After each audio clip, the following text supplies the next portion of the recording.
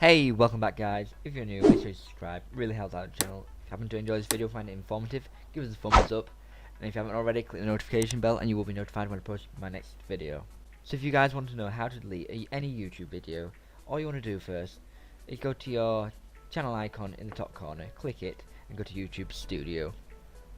Now you'll be met with this page. All you want to do is go ahead and click on videos.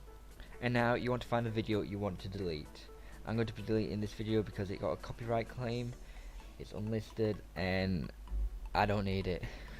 So all you want to do is click on the three dots right here, and now you get the option to delete forever. Now this is going to delete it forever. You're not going to be able to get it back unless you download it. So if we click that, you also get another option asking you if you want to permanently delete it. If you do, just click it. Just know you'll never be able to see it again. You're going to lose the comments, views, and everything in it.